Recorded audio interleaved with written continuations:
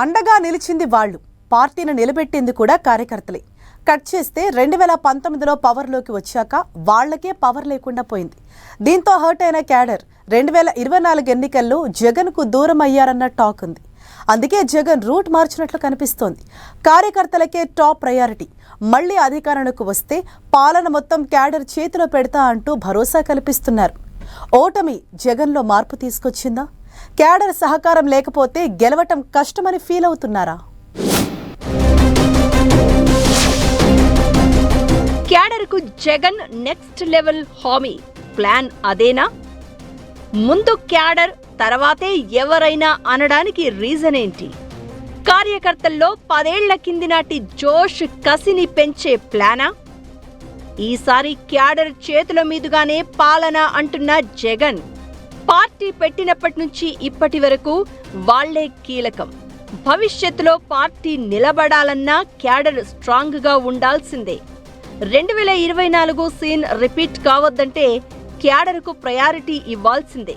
అందుకే ముందు క్యాడర్ తర్వాతే ఎవరైనా అంటున్నారట వైసీపీ అధినేత జగన్. నిత్యం కార్యకర్తలతో భేటీ అవుతూ ఫ్యూచర్పై భరోసా కల్పిస్తున్నారు. మళ్లీ వచ్చేది మనమే, ఎక్కడా తగ్గకుండా పోరాడండి అంటూ ధైర్యం నూరిపోస్తున్న జగన్ ఈ క్రమంలోనే క్యాడర్కు పెద్ద హామీ ఇచ్చేశారు.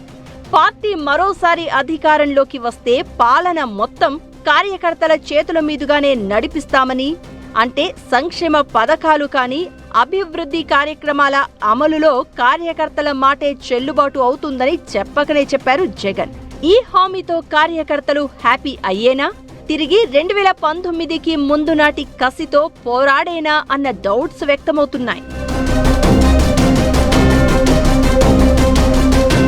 వైసీపీ అధికారంలోకి రావాలని ఏకంగా 10 ఏళ్ల పాటు కార్యకర్తలు పార్టీ జెండా మోశారు. 2009లో వైఎస్ఆర్ మరణం తర్వాత జగన్ వెంట చేరిన క్యాడర్ 2019 దాకా ఏం ఆశించకుండా పార్టీ కోసం కష్టపడ్డారు. ఈ దశాబ్ద కాలంలో వారు ఎంతో కోల్పోయారు. తమ సమయం, వయస్సు, ఆదాయం అన్నీ కూడా పెట్టుబడిగా పెట్టిన వారు ఉన్నారు. ఉమ్మడి ఏపీలో కాంగ్రెస్ ప్రభుత్వంతో, విభజన ఏపీలో టీడీపీ ప్రభుత్వంతో పోరాడి ఎన్ని ఇబ్బందులు పడాలో అన్నీ పడ్డారు. వైసీపీ అధికారంలోకి వచ్చి జగన్ సీఎం అయితే తమ హవా నడుస్తుందని ఎక్స్పెక్ట్ చేశారు.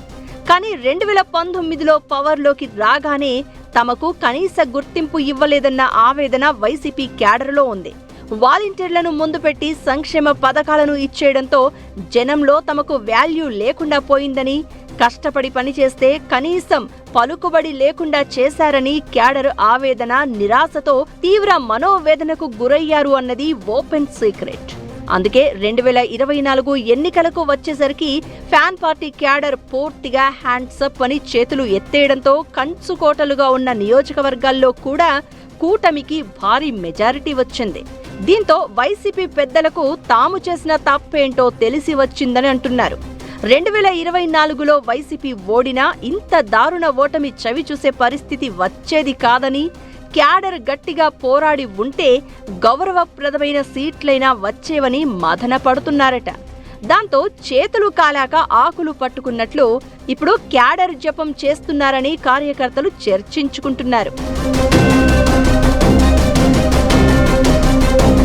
వైసీపీ పాలన 2.0 కనుక వస్తే క్యాడర్కు పెద్దపీట వేస్తామని చెబుతున్నారు. జగన్ స్వయంగా హామీ ఇస్తున్నారు. అధినేతతో సహా అందరి నోట కార్యకర్తల ప్రస్తావనే వస్తూ ఉండడంతో అసలు వాస్తవం ఏంటో గ్రహించారన్న చర్చ జరుగుతోంది. క్యాడర్ సైలెంట్ గా ఉండడమే ఫ్యాన్ పార్టీ పెద్దలను కలవరపెడుతోందట. అందుకే నేరుగా క్యాడర్తో భేటీలు పెడుతూ భవిష్యత్పై భరోసా కల్పిస్తున్నారని అంటున్నారు. ఏ పార్టీకైనా క్యాడరే ముఖ్యం. లీడర్లు వస్తూ ఉంటారు, పోతూ ఉంటారు. క్యాడర్ మాత్రం సాలిడ్గా పార్టీ తరపున ఫ్రంట్ లైన్లో ఉంటుంది. అందుకే ఇప్పటికైనా క్యాడర్ను నిర్లక్ష్యం చేయకుండా వారి మనసులో మాటను తెలుసుకుని గ్రౌండ్ రియాలిటీపై రియల్ ఫీడ్బ్యాక్ తీసుకోవాలన్న సూచనలు వస్తున్నాయి. కార్యకర్తలే తమకు పెద్ద దిక్కు అని వైసీపీ అధినేత చెప్పడం వరకు బాగానే ఉన్నా క్యాడర్ను కదిలించాలంటే ఈ డోసు సరిపోదని, ఇంకా చేయాల్సింది చాలానే ఉందని అంటున్నారు. జగన్ దిశానిర్దేశంతో కార్యకర్తలు కథన రంగంలోకి దిగుతారో లేక వెయిట్ అండ్ సీ అంటూ ఇంకా ఆలోచిస్తారో వేచి చూడాలి. చూద్దాం.